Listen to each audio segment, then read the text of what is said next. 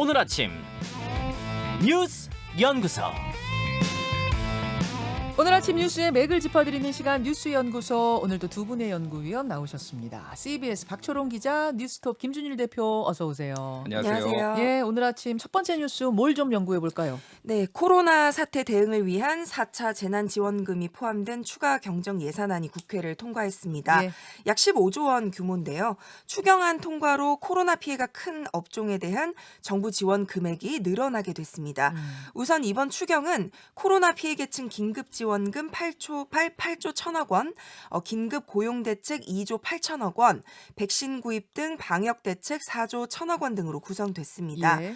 정부는 피해 소상공인 자영업자에게 100만 원에서 500만 원을 지원하고요.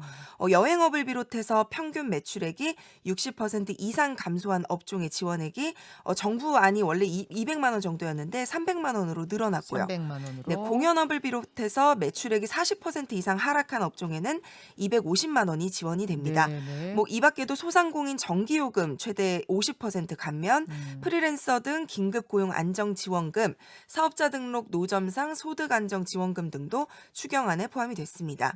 이번 추경 통과로 4차 재난 지원금 규모는 기존보다 1조 2천억 원이 늘어난 20조 7천억 원 가량이 됐습니다. 지금 뭐 박초롱 기자가 대강 얘기를 해줬습니다만 김준일 대표 조금 더 예. 구체적으로 누가 얼마를 받아요? 예.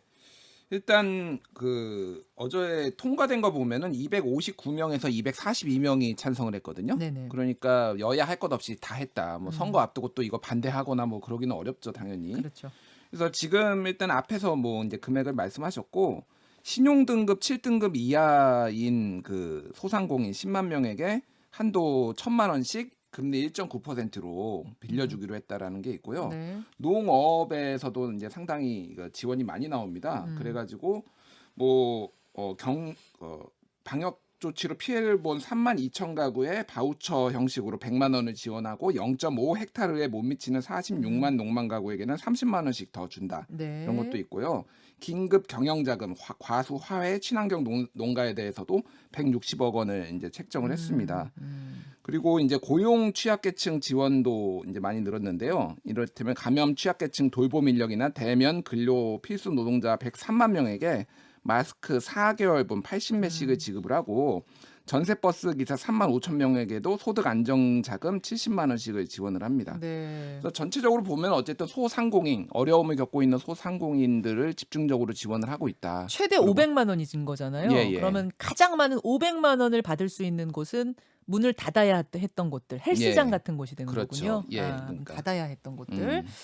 어떤 예산이 줄고 있어요? 어디서 빼서 이제 이쪽으로 쓰는 겁니까? 일단 이제 1조 4천억 원 정도를 이제 감액을 했어요. 최종 여야 합의에. 근데 국고채 이자, 확정 이자 절감분 3,600억 원, 소상공인의 경우 기존 사업 전환으로 8천억 원 이렇게 했는데 어찌 됐든 지원액을 늘리다 보니까 네. 당장 이자 나가는 거 이걸 굳이 추경안에 넣을 필요가 있느냐. 그래서 그런 부분을 다 뺀 거죠. 그러니까. 추경 안에서. 예. 그래요. 박초롱 기자.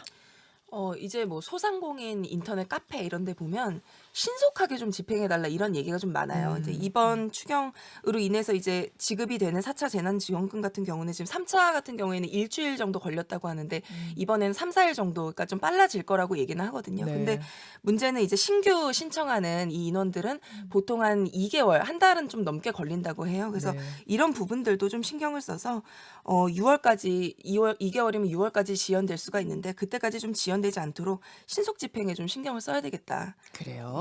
자, 두 번째 연구 주제로 가죠. 네, 서울시장 보궐선거 선거운동이 어제부터 공식적으로 시작됐죠. 더불어민주당 박영선 후보는 편의점에서, 국민의힘 오세훈 후보는 지하철 차량기지에서 첫 일정을 시작했습니다. 예. 박 후보는 편의점 유니폼을 입고 나타나서 코로나19로 타격을 입은 소상공인과 청년층 표심을 저격했고요. 오세훈 후보도 방역복을 입고 지하철 열차를 소독하면서 코로나 방역을 강조했습니다. 네. 공식 선거운동 첫날부터 서로에 대한 말폭탄도 주고받았는데요. 박영선 후보는 오 후보를 두고 아이들의 밥그릇을 차별하는 일에 서울시장직을 걸었던 실패한 시장이다 이렇게 비판을 했고 오세훈 후보도 현 정권이 주택 생지옥을 만들었다라고 얘기하면서 박영선에게 분노해야 된다고 주장했습니다. 한편 단일화 경선 이후 처음으로 김종인 국민의힘 비상대책위원장과 안철수 국민의당 대표가 오세훈 후보의 유세 현장에서 만났는데요. 네. 예, 두 사람은 유세차 위에서 악수를 나누긴 했는데 안 대표가 유세 연설을 시작하자 김종인 위원장이 고개를 돌려서 퇴장하면서 좀 어색한 사이임을 다시 한번 증명했습니다. 오늘 2부에 김종인 위원장 인터뷰가 준비되어 있습니다. 그러니까 어제 이 두 사람이 만난 직후에 인터뷰가 이루어졌어요. 예, 어제 제가 이제 녹음을 했는데요. 그래서 요 내용을 좀 들어보시면은 김종인 위원장 뭐 선거판 이야기뿐만 아니라 그 후에 향후의 정계 개편 방향 뭐 이런 것들 김종인 위원장 머릿속에 뭐가 있는지 직접 확인하시면 되겠습니다. 2부에 들려드리고요. 김준일 대표. 예. 12일 남았고 음. 양당이 정말 사활을 걸고 뛴다 이런 느낌이 들어요. 이게 예. 정말 1년짜리 임기의 시장 선거 맞나 싶을 정도로 거의 대선이죠 지금. 대선 전초전이에요 예. 정말. 일단 전체적으로 지금 분위기 여론조사를 좀 소개를 해드려야 될 것 같아요. 리얼미터가 오마이뉴스 의뢰로 네. 서울 거주 18세 이상 806명을 대상으로 이제 실시한 여론조사인데요. 음. 오세훈 55%, 박영선 36.5%입니다. 네. 그래서 격차가 18.5%포인트 많이 납니다. 지금 리얼미터 것만 소개해 주셨지만 어제 나온 다른 여론조사들도 비슷하죠. 예, 대체적으로 격차가 거의 비슷해요. 한 15%에서 20%그 사이 차이가 나고 있어요. 예. 왜 이렇게 차이가 나느냐? 지금 트렌드를 보면은 박영선 후보는 중년층 그리고 오세훈 후보는 청년층과 노년층에서 지지를 받고 있어요. 특히 이제 눈에 띄는 게 20대, 30대입니다. 네. 지금 이 리얼미터 조사를 보면은 20대 박영선 대 오세훈 지지가 21.1대 60.1, 3배 차이 납니다. 20대에서 격차가 3배예요? 예.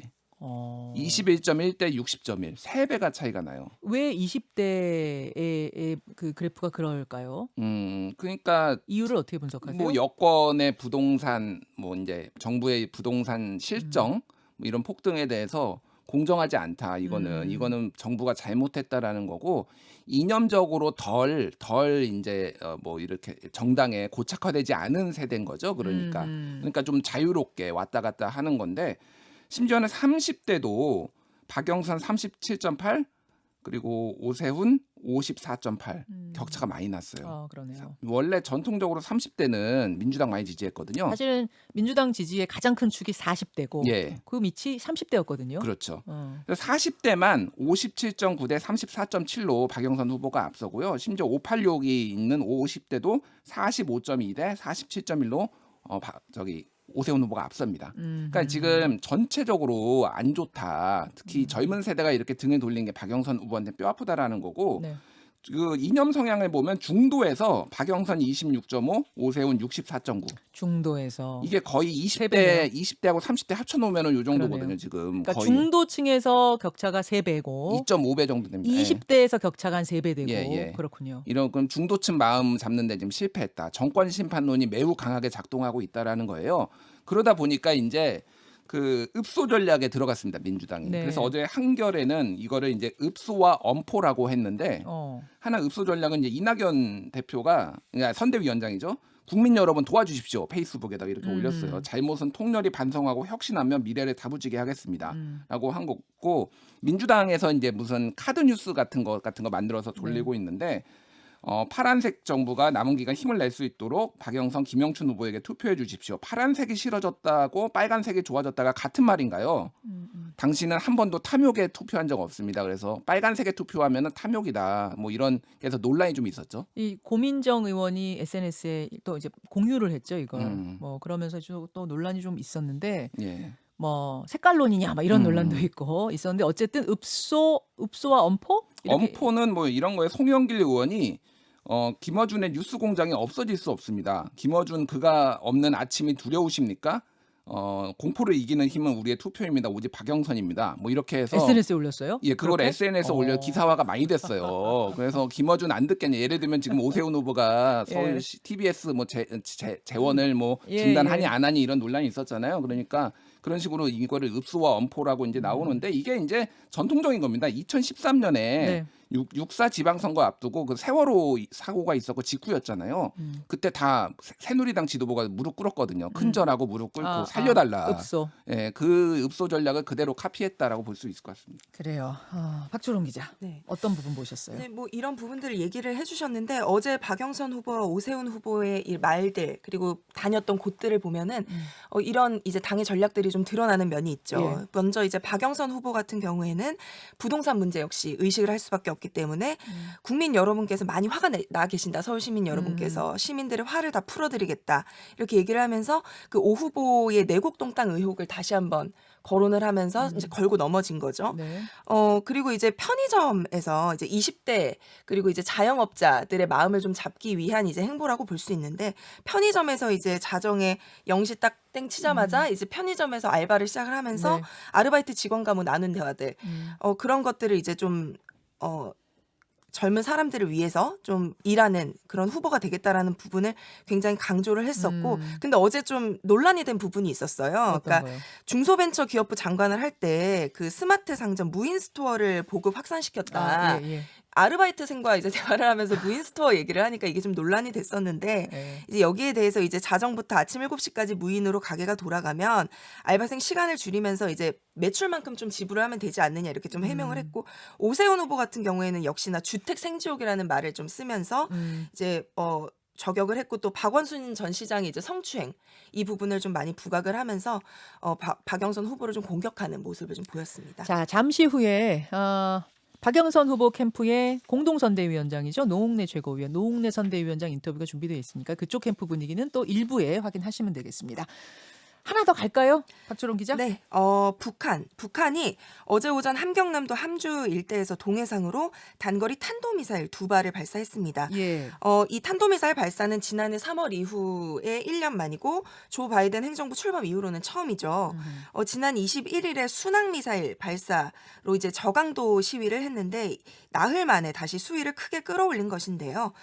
우리 정부도 NSC 긴급 회의를 열어서 미국의 대북 정책 검토가 진행되는 가운데 미사일 발사가 이루어진 점에 대해서 깊은 우려를 표명했습니다. 네. 바이든 미국 대통령도 이후 백악관에서 진행한 취임 후 첫 공식 기자회견에서 관련 질문에 유엔 결의안 1718호 위반이다. 북한이 긴장 고조를 선택한다면 상응한 대응이 있을 것이다라고 경고를 했습니다. 북한의 미사일 도발로 한동안 잠잠했던 북미 간 강대강 대결 우려가 커지는 모습이네요. 어제 뉴스쇼를 진행하는 와중에 들어온 속보였거든요. 북한의 이 미사일 발사. 왜 쐈나? 저는 이게 제일 궁금해요. 일단 왜인가? 지난해 3월 29일에 쏘고 지금 1년 만이에요. 거의 1년 만입니다. 예. 그리고 왜 쐈냐? 어제가 기자회견 바이든 대통령 취임 후 첫 기자회견이었어요. 그러니까 이 발사체 소식을 듣고 기자회견한 게 아니라 애초에 기자회견 잡혀 있었던 거죠. 잡혀 있었죠. 그거 몇 당연히. 시간 전에 쏜 거죠. 예, 그러니까 이거는 기자회견을 앞두고 존재감을 내려고 한 것이고 그 전에 이제 그 시진핑 국가주석이 22일에 미국을 겨냥해서 적대 세력에 맞서 단결을 강화하자 이런 예. 발언을 했어요. 예. 그러니까 지금 북중 동맹이 다시 강화되고 있고 거기에 맞춰서 지금 움직였다라고 볼 수밖에 없고 바이든 대통령도 그래서 언급을 했습니다. 북한과 어떠한 형태의 외교에도 임할 준비가 돼 있지만은 그 결과는 비핵화해야 된다. 그래서 이제 어쨌든 단호하게 이거를 동맹국들과 하겠다고 해서 긴장과 한반도 긴장이 지금 계속 높아질 수밖에 없는 그런 상황입니다. 그래요. 여기까지 볼까요? 두 분 예. 수고하셨습니다. 예. 감사합니다. 김현정의 뉴스쇼는 청취자 여러분의 참여로 이루어집니다. 트위터, 페이스북, 레인보우 게시판, 그리고 단문 50원, 장문 100원의 유료 문자 샵 1212, 우물정 1212 통해 참여하실 수 있습니다. 김현정의 뉴스쇼, 여러분과 함께 만듭니다.